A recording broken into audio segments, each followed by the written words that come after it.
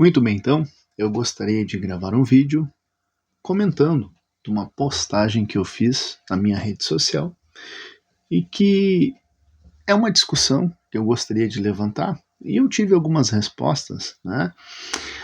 A questão é que nós estamos em um tempo um tanto quanto delicado hoje em dia, né? As pessoas estão muito reativas, né? E não pensativas, né? Nós temos uma predisposição muito grande em reagir às coisas e não pensar sobre as coisas que nós estamos reagindo. Então a postagem que eu fiz foi pregadores e esse negócio de trocar púlpito por mesinha. Foi somente isso.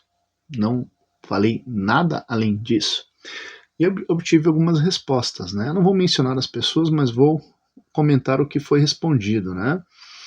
Então, a primeira resposta foi: mas Deus não está nem no púlpito e nem na mesinha, porque a Bíblia diz que Deus não habita em templos construídos por mãos humanas, então tanto faz ser mesa ou púlpito, dá no mesmo. Ali é só para reunir aqueles que querem adorar. Pois bem, eu respondi, né, dizendo que eu disse que Deus estava no púlpito ou na mesinha, então eu não fiz essa afirmação. E será que o texto que eu comentei, a frase que eu comentei, trata sobre isso? Sobre Deus estar no púlpito ou não estar na mesinha? Mas é interessante, porque realmente a colocação do irmão ela não está errada, ela está correta, né? Deus não está no púlpito e Deus não está na mesinha. Mas a questão em relação a púlpito e mesinha não é essa, não é disso que trata essa problemática, né? Agora, ele disse que tanto faz dá no mesmo. Aí que entra a questão. Aí que entra o motivo de eu fazer essa postagem. Será que realmente não faz diferença nenhuma? Será que é meramente uma mudança de estética, né? É uma modernização da estética dos templos onde as pessoas que vão cultuar a Deus se reúnem? E aí? Será que o púlpito tradicional ele era tão meramente um púlpito, uma mobília? Será que não havia nada além disso? É isso que nós vamos tratar nesse vídeo. Agora ele diz que ali é só para reunir aqueles que querem adorar. É uma questão interessante de nós pensarmos. Você já pensou sobre isso? Será que a reunião pública em uma igreja, em um templo, né, é realmente somente para adorar? Será que nós vamos no culto público, né, da nossa congregação somente para adorar? Será que é para isso que serve o culto? Deixa eu te dizer uma coisa. Não é somente para isso que serve o culto. Se fosse somente para adorar que existisse as reuniões públicas da igreja, não haveriam cargos eclesiásticos estabelecidos no Novo Testamento? A igreja neotestamentária desempenhava muitas e muitas funções que ia muito além de adorar. Claro que um dos objetivos centrais de nós irmos a uma reunião pública em congregação é adorar, glorificar a Deus, mas este não é o único objetivo. Portanto, nós não vamos à igreja somente para adorar, ok? Vou falar sobre isso mais para frente também. Tivemos mais uma resposta, né? A verdade é que os crentes, entre aspas, de hoje, abominam a igreja do passado. Tudo mudou, somos descolados, a Bíblia é substituída por celular, o púlpito por latão, círculo de oração por roda de chimarrão, e sim, eles dirão que o errado é você. Aqui é um ponto interessante. Aqui nós temos uma expressão de que há uma simbologia por trás dessas mudanças, não somente a mudança em si, e que essas mudanças trazem um significado oculto, causam um impacto. E esse é o grande problema que eu quis trazer nessa discussão. Será que trocar um púlpito por uma mesinha, por um aparador, por qualquer outra coisa, é apenas uma mudança estética ou isso tem algo que simboliza a mais, né? Ou é um simbolismo de outras coisas mais graves que estão acontecendo? E eu falo na qualidade de pregador, né? Eu vou explicar um pouquinho sobre isso. Também tive uma outra resposta. Tem gente que vive a vida toda dentro de uma igreja e não sabe que igreja somos nós e não prédios. Isso é uma questão que meu filho de 10 anos, que frequenta a escola bíblica dominical, ele sabe, né? Uma criança, pelo menos da congregação que eu frequento, e da igreja que eu frequento, uma criança da escola bíblica dominical sabe isso. Isso é falado e mencionado inúmeras vezes em escola do bíblica dominical, em pregações, em estudos. As pessoas que estão dentro da igreja, pelo menos uma igreja séria e bíblica, sabem, né, que o local onde elas estão não é a casa de Deus, né? O local onde elas estão não é a igreja, né? Embora use o termo igreja para se referir ao local onde as pessoas que são a igreja ou pertencem à igreja, que é o corpo imaterial de Deus, de Cristo, elas entendem que aquilo ali é somente um templo, né, erguido por mãos humanas, e a Bíblia deixa bem claro, Deus não habita em templo erguido por mãos humanas, mas a igreja, corpo imaterial de Cristo, ela se reúne comumente em um templo, em um local. Caso contrário, nós teríamos que defender a ideia de que a igreja só poderia se reunir em campo aberto, né? Então, para fazer um culto tinha que ser no Ecopark, né, no Jardim Botânico, ou num terreno baldio. Né? Não, não é assim. É inviável, não tem como você ter uma estrutura e uma organização eclesiástica ao ar livre. Né? Embora existam cultos ao ar livre, embora você pode muito bem cultuar a Deus em uma residência, em um campo aberto, em um monte, em qualquer lugar, né? Porque não se trata mais, como o próprio Novo Testamento mostra, não se trata mais de um local específico para fazer isso, né? Porém, a igreja, historicamente falando, ela reuniu-se em locais comuns para o culto, né? O dia de Pentecostes aconteceu aonde? Na beira do mar, aconteceu no campo, aconteceu com cada cristão na sua própria casa? Não, o dia de Pentecostes aconteceu quando estavam todos reunidos no mesmo lugar, que era o cenáculo, né? Não era nem o templo, era o cenáculo. Então a igreja, ela nasce, né, formando pequenos grupos de adoração em locais específicos. No começo eram as casas, depois foi evoluindo para outros lugares, tá bom? Então, isso é uma coisa simples, tá? E não é bem o objetivo da discussão. Mas vamos lá. Será que nós temos algum simbolismo? Eu costumo dizer que a mudança e substituição do púlpito por mesinha, por aparador ou por qualquer outra coisa, ele representa muito mais do que uma mudança estética. É, na verdade, um sinal de mudança de cosmovisão, de teologia e de eclesiologia. Tá? Durante séculos, o púlpito ele foi muito mais do que um móvel posicionado no centro de um templo cristão. Ele foi o símbolo visível da centralidade da palavra. Inclusive, se você ler os reformadores, você vai ver que o sola escritura, né, um dos grandes legados da reforma foi trazer ou reposicionar a palavra e a pregação da palavra no seu devido lugar. E aí, quando você tem, né, as imagens dos pregadores reformados e posteriormente, você vai ver que a estética dos locais em que eram estabelecidos os cultos tinha a figura central do púlpito, não para exaltar o pregador, e sim para exaltar a palavra de Deus. Então havia um simbolismo muito claro, lembrando que, né, você pode cultuar a Deus em qualquer lugar, mas quando a gente fala de organização, a gente fala de uma igreja em que você tem o estabelecimento dos ofícios eclesiásticos, tais como devem ser descritos no Novo Testamento, você tem um ambiente, né, que é determinado para isso. Né? Então, o templo que nós visitamos não é a casa de Deus no sentido de que Deus não habita ali, mas ele é a casa de Deus porque é o local onde a igreja de Deus se reúne para cultuá-lo.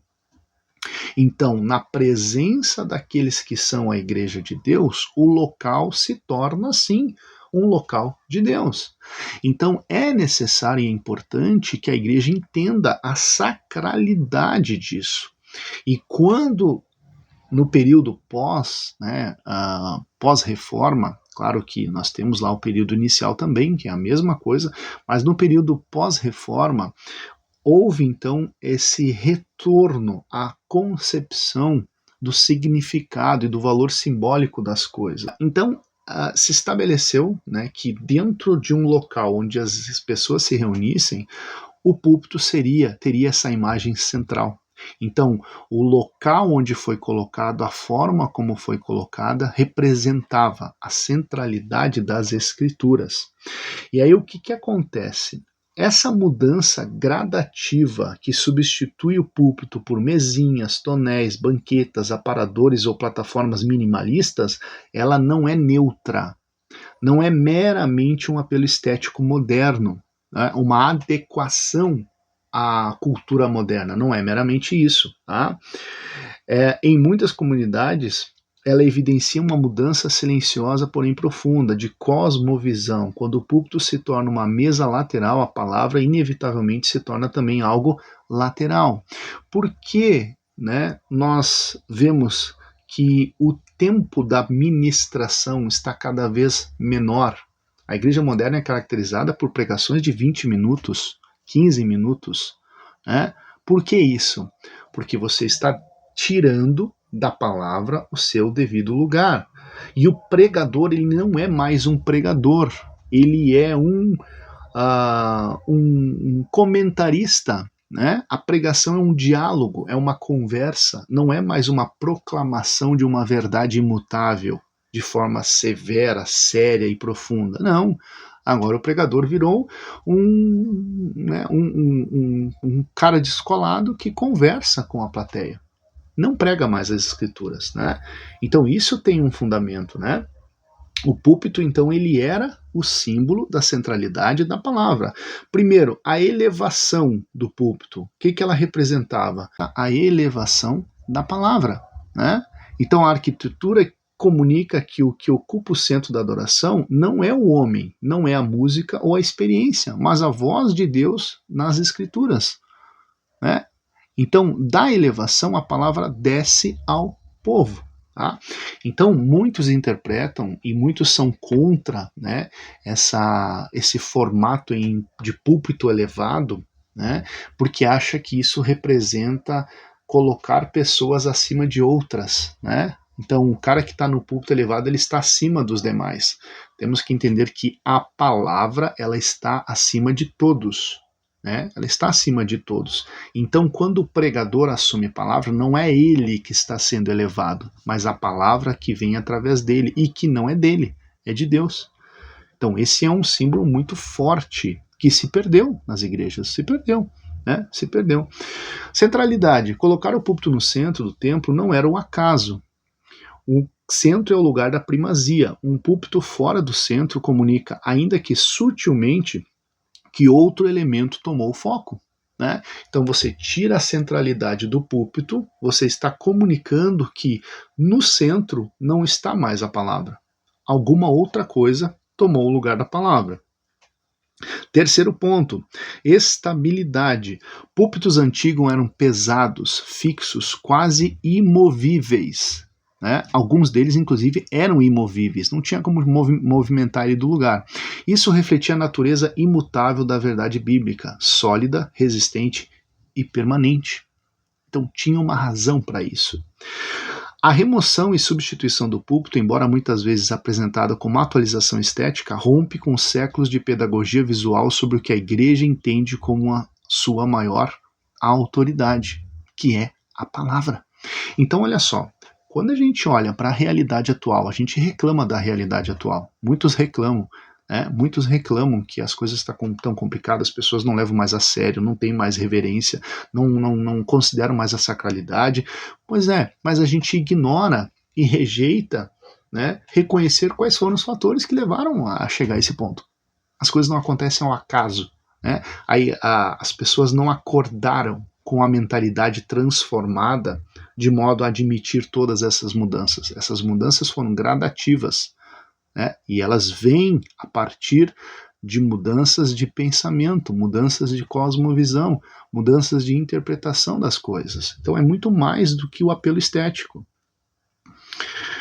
Então, quando o móvel muda, o significado muda. A estética carrega teologia, tá? A estética ela nunca é neutra. Aí uma coisa nós temos que reconhecer. Sempre há estética. A estética é um fator real e existente e não tem como retirar.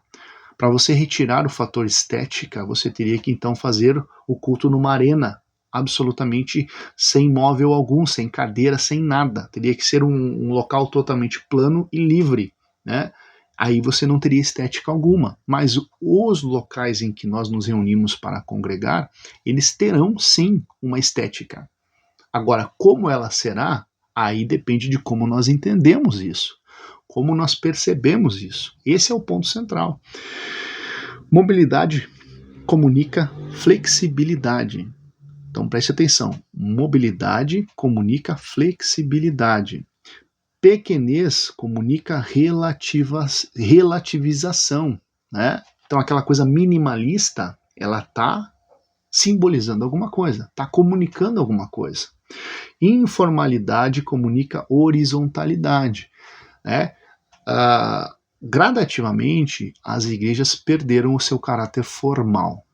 Perderam, né? Perderam. Tanto é que hoje você sobe no púlpito de tênis, de calça, né, com o fundilho lá na canela, né, ou a calça curta, né, mostrando ali o tornozelo de fora exposto, porque hoje nós estamos admitindo a estética da cultura moderna. Né? Então é difícil os pastores conseguirem manter aquela rigidez, né, da formalidade. E você vê pregadores e pastores pregando contra a formalidade, dizendo que isso não é importante. Por quê? Porque eles já assimilaram o espírito da época. Simples assim. Eles já assimilaram isso, aceitaram isso, gostaram disso, foram atraídos por isso e seduzidos por isso. Então eles não levam mais a sério que isso represente alguma coisa, mas isso representa, né? Porque você admitindo ou exagerando na informalidade, você está comunicando horizontalidade, ou seja, a percepção realmente que importa é horizontal, né? É a vontade das pessoas, o interesse das pessoas, o desejo das pessoas, as emoções das pessoas, as sensações das pessoas, as preferências das pessoas. Então, se a galera quer, né, subir no púlpito de bermuda, né, ou calça capri, a gente vai deixar. Por quê? Porque, né, não faz mal. Mas aí é que tá. Será que não faz mal?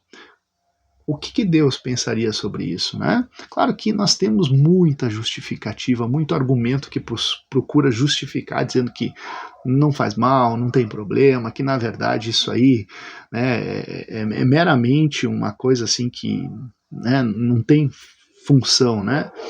Então a teologia moderna do pregador conversador é aquele que não proclama, mas bate papo, né? Então o pregador não é mais aquele homem severo, sério, que traz uma mensagem de peso. Não, o pregador hoje é o descolado, né? É o cara de tênis branco, né? De totalmente, né, informal, né? Que ele está ali conversando com as pessoas, não está mais pregando. Então, esse tipo, né, de pregador ou esse tipo de teologia encontra na mesinha um símbolo perfeito, né? O púlpito robusto transmitia autoridade e proclamava: assim diz o Senhor. A mesinha minimalista transmite: vamos conversar sobre ideias interessantes, né? É isso. Então é um chamado à humanização do culto a Deus, né? Então você tira a espiritualidade no seu sentido original e você coloca a humanidade, né? É um culto humano para humanos. É isso, em outro aspecto, né? Quando a gente leva para o lado bíblico, é um culto carnal para carnais. E a carnalidade não é somente a inclinação, a promiscuidade, a imoralidade sexual, não. A carnalidade é o que? Você dar vazão aos sentimentos da carne, satisfazer isso, as preferências. Nem sempre A gente fala de corrupção sexual, imoralidade sexual. Carnalidade também é puramente humano, né? Material, físico e não espiritual, que é o oposto disto. Tá? Então o móvel muda, a teologia inevitavelmente muda junto. Tá? Aqui eu estou falando do local em que a igreja se reúne. Eu já preguei em praça pública, já preguei em beira de estrada, já preguei em parque, já preguei embaixo de árvore. Né? Eu não estou dizendo que não existe pregação e que Deus não fale através disso. Não seja raso no raciocínio. Eu estou falando da igreja reunida em um determinado local, da organização. Porque ali você tem o quê? Uma repetição, um padrão, tá? Uma frequência. A mudança de cosmovisão. A cosmovisão cristã sempre afirmou que Deus fala objetivamente através das escrituras. O púlpito representava essa convicção. A revelação é real, é objetiva, é recebida. A troca por elementos cenográficos indica outro paradigma. Do objetivo ao subjetivo. Né? O púlpito enfatiza o texto. A mesinha enfatiza o palestrante. E isso faz muita diferença. Por que que hoje é o carisma, né, que chama a atenção? É o carisma do pregador ou do mensageiro, do palestrante, né? Porque não dá para chamar de pregador. É o carisma que chama a atenção, não o que ele está proclamando, né? Por isso que nós temos muitos deles famosos, né? O culto à personalidade carismática é muito famosa no Brasil, né? Do revelado ao experiencial. O púlpito aponta para o que foi revelado de uma vez por todas. A mesinha reforça a cultura do como eu me sinto sobre isso. Né? E isso aqui são dois paradigmas opostos, e isso é interessante entender. Né? O púlpito ele apresentava isso, é uma revelação estritamente sólida, direta, objetiva e única. Então nós estamos aqui para expor as escrituras, falar as escrituras. Agora não, é um sentimento sobre alguma coisa.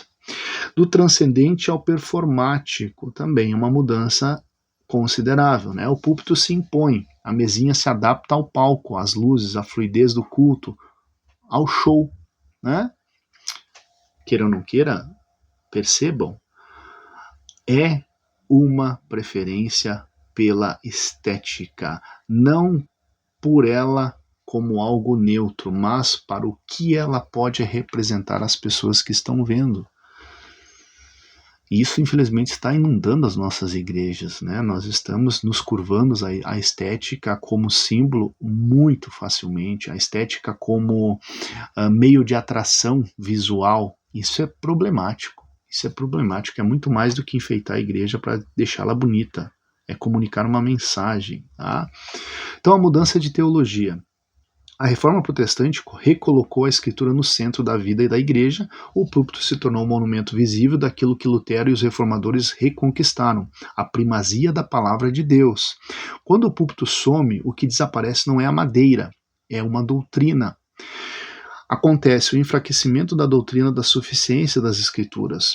A arquitetura muda quando a confiança no texto muda. Igrejas que minimalizam o púlpito quase sempre valorizam mais narrativas pessoais do que exegese, transformam sermões em palestras motivacionais, diluem a autoridade do texto em favor da relevância cultural.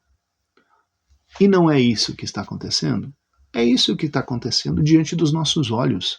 Clara, nitidamente, explicitamente diante dos nossos olhos. E o pior, nós estamos nos submetendo a isso. Nós estamos aderindo a isso. Nós estamos gostando disso. Nós estamos assimilando isso. Nós estamos transformando as nossas igrejas nisso. Por quê? Porque nós conseguimos manter as pessoas interessadas em frequentá-la. Porque nós conseguimos manter o sistema ajustado. Né? É uma coisa muito comum hoje em dia. Pastores não querem mais protestar e não querem mais mexer em nada, não querem mais mudar nada, né? Ou tentar reformar nada. Por quê? Porque isso implica em muito esforço. Muito esforço. Então muitos deles dizem, eu já estou numa posição confortável dentro do ministério, né? Eu não quero comprometer isso, criando polêmica, me envolvendo nesse tipo de problema. né? Só que ignoram que esse tipo de omissão está destruindo gerações inteiras, está destruindo tudo aquilo que reformadores deram a sua vida para construir. E a Bíblia diz aí, você que edifica, você está edificando sobre edifício alheio, ou seja, não foi você que colocou o fundamento, mas veja muito bem como você edifica. Veja muito bem o período que estiver o ministério e a igreja nas tuas mãos, o que você vai fazer com ela, porque isso não é neutro e você será responsabilizado, né? É aquele negócio, se você não tem capacidade para assumir a responsabilidade, não aceite o cargo que tem, simples assim. Então, deslocamento da pregação expositiva. O púlpito era o posto de comando da pregação expositiva. A mesinha é o palco de TED Talks espirituais. Né? É o diálogo, né? Baseado em quê? Transformar a Bíblia em uma mensagem que somente consegue ir ao encontro das necessidades emocionais da plateia, emotivas da plateia. Só isso. Mais nada. Nada além disso. Uma mudança de eclesiologia. Não há mudança de arquitetura e teologia sem mudança de igreja. A eclesiologia também é afetada. Do rebanho ao público. Então o púlpito era voltado ao rebanho, à edificação dos santos. O palco, com mesinha, é voltado à audiência, ao engajamento, ao espectador. Do pastor ao apresentador. Com o desaparecimento do púlpito, o pregador muda de postura de linguagem e de identidade. Ele deixa de ser ministro da palavra e se torna comunicador religioso. Simples assim. O que está acontecendo não é meramente uma mudança estética. Isso está trazendo outras coisas muito mais profundas, muito mais danosas, muito mais prejudiciais ao corpo de Cristo. Então essa é minha opinião e é por isso que eu falei o que falei. Valeu, pessoal. Até mais.